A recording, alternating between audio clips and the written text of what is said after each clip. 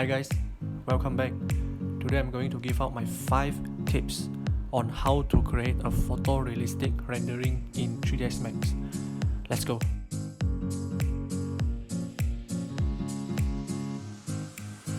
Bevel is the thing that I always recommended to everyone when doing 3D modeling. Take a look at this picture.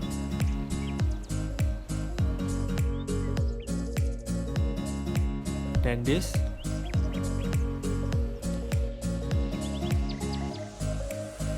Now compare them. The left one looks way better than the right one. Well, personally, I have noticed that forgetting to bevel or chamfered edges is one of the most common errors seen in beginners. If you are observant enough, even most man-made objects out there don't have 100% perfect edges. They have slight roundness in it.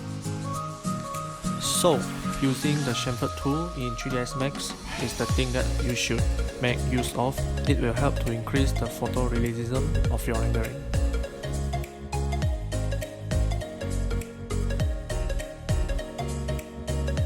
The second tip that I want to discuss is rendering with natural light than artificial light. Personally, I've noticed that using natural light or natural sunlight in your rendering is way better than using artificial light. Rendering with natural daylight will stand out slightly than artificial light. Reason being is because natural light will bring out or enhance the detail of the material we used in the interior. Like what I did in this picture, and this brings me to my third tip, which is material study.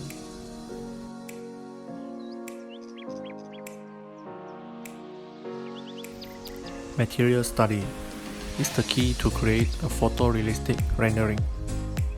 Let's have a look at these two photos. The left one looks way more realistic compared to the right one. There is no way a timber flooring has no reflection on the surface even though it is not laminated. My advice is take time and glance through those images in Google or Pinterest. Then analyze them and apply in your rendering.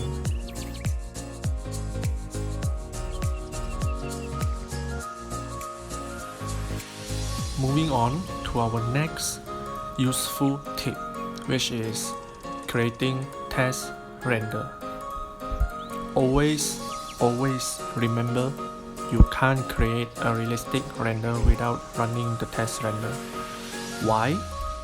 The reason being is because test render will always let us know which detail we need to amend, for example brightness of light, material reflection, material texture scale, camera setting, and etc.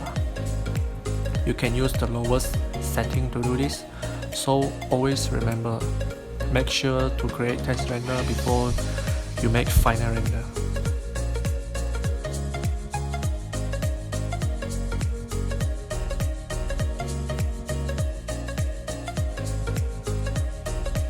Last but not least, of course, color correction. Color correction is very important after your final render outcome. Have a look at this photo. This is before color correction, then final outcome after color correction. You can either use 3dMax to adjust your final render outcome, or you can use Photoshop to adjust the tone of your final render in your favor. These 5 tips will guide you to create more realistic 3dMax render. Hope you guys out there find this video useful. If you do, please like this video and subscribe to our channel for more tutorial videos, and we'll see you guys next week. Bye bye.